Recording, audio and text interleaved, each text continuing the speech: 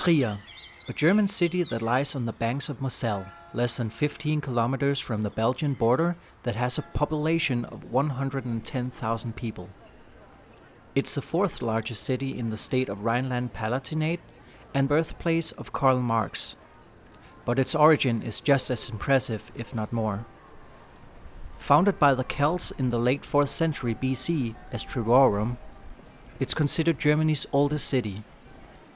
The Treverians occupied the city for 300 years until it was conquered by the Romans under the rule of the first Roman emperor Augustus. It was then renamed Augusta Treverorum, which means the city of Augustus among the Treveri. For over 400 years it would serve as the capital in the northern regions of the Western Roman Empire. At its peak, it reached a population of 75 to 100,000 people, which made it one of the largest cities in the Roman Empire, and also served as the home of 8 emperors throughout the years. Today, the remnants of the Roman Empire are scarce, but some structures still stand to tell the tale of how it was to live in this mighty great city of Augusta Treverorum.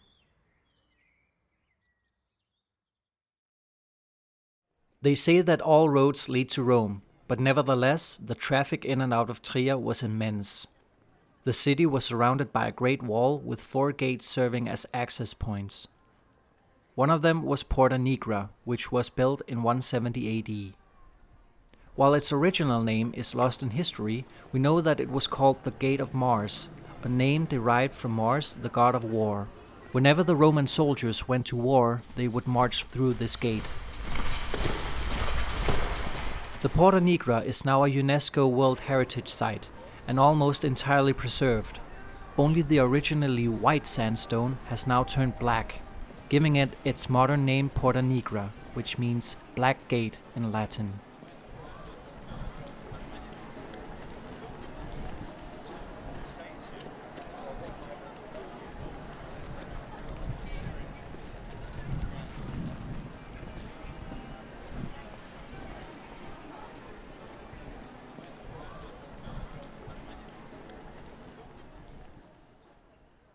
But as some were leaving the city to fight for the empire, others went into the city to fight for their lives. On the eastern side of the city, a gate was built 70 years prior to the Porta Nigra.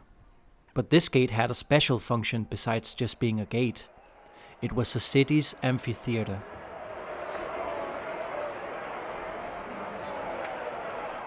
The elliptical construction was 145 meters in length and 120 meters across. With its 22 meters in height, it could seat 18,000 spectators who were eager to see some violent entertainment.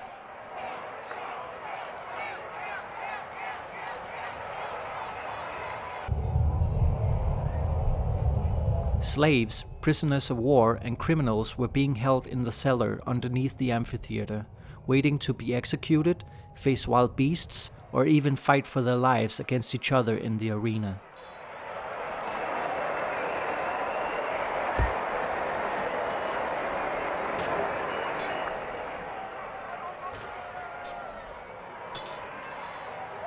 Today, the amphitheater is a UNESCO World Heritage Site, but throughout the centuries it has been used as a quarry for stone material.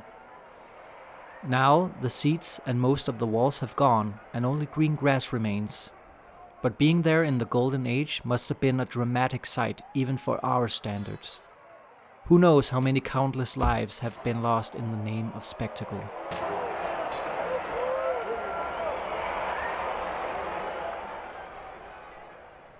More than 100 years later, another Roman instrument of relaxation was being added to the city. The building which we today call the Kaiserthermen. The original intention for it was to be a public bath, which was halls with hot water and steaming atmosphere, made to relax and clean the Romans. Not to mention, it served as a social hotspot, where people went to talk and read.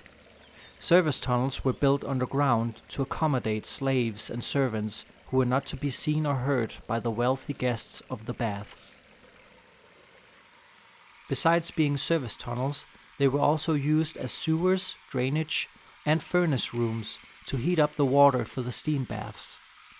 That way, both the servants and the unpleasant smell of the sewers could be hidden away underground and did not disturb the peaceful atmosphere of the baths.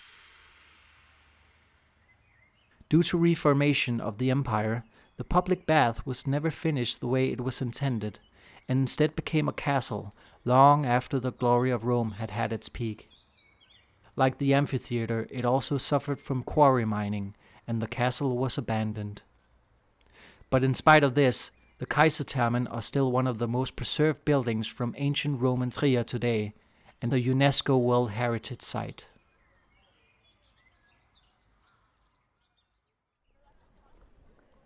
Around the beginning of 400 AD, the Roman Empire began to lose power, as did Trier's influence.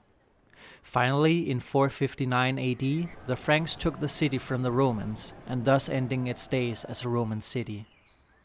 However, over 1500 years later, it still stands as a beautiful glimpse back in time, where the Romans ruled this great city, named Augusta Treverorum.